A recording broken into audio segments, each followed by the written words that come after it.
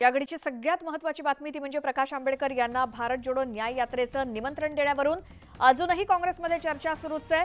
वरिष्ठ पातळीवरती त्याबाबत चर्चा सुरू आहे। विधिमंडळ नेते बाळासाहेब थोरात यांनी तशी माहिती दिली।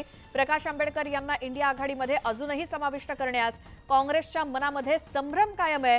मग जागा वाटपाचा तिढा सुटणार तरी कसा असा प्रश्न त्यावरून उपस्थित होतोय। अधिक माहितीसाठी जाऊयात आमच्या प्रतिनिधी प्रणाली कापसे यांच्याकडे। प्रणाली, भारत जोडो न्याय यात्रेचा समारोप आज होतोय आणि त्या निमित्तानं उद्या छत्रपती शिवाजी महाराज मैदान दादर इथं इंडिया अलायन्सची सभा होतीये आणि त्याचबरोबर भारत जोडो न्याय यात्रेच्या समारोपाच्या निमित्तानं सुद्धा ही सभा होती आहे। परंतु या सभेसाठी अजूनही प्रकाश आंबेडकर यांना निमंत्रण देण्यात आलेलं नाही।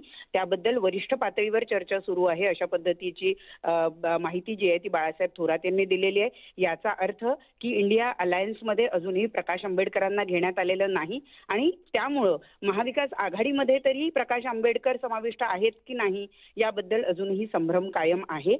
ज्या पद्धतीने शरद पवार यांना आज निमंत्रण देऊन प्रत्यक्ष जाऊन निमंत्रण देण्यात आलंय अशा स्वरूपाचं निमंत्रण तुम्ही प्रकाश आंबेडकरांना द्यायला जाणार आहात का असा जेव्हा प्रश्न त्यांना विचारण्यात आला त्यावर ते म्हणाले की वरिष्ठ पातळीवर या संदर्भामध्ये चर्चा चालू आहे। याचा अर्थ की उद्या होणाऱ्या सभेसाठी अजूनही प्रकाश आंबेडकर यांना निमंत्रण देण्यात आलेलं नाही। इंडिया अलायन्सचा प्रकाश आंबेडकर अजूनही भाग नाही आणि त्याचा परिणाम कुठे ना कुठे हा महाविकास आघाडीच्या जागा वाटपावर सुद्धा होणार आहे आणि त्यामुळे प्रकाश आंबेडकर आता महाविकास आघाडीमध्ये जातील किंवा जाणार नाही हा सगळ्यात मोठा प्रश्न या ठिकाणी निर्माण होतोय।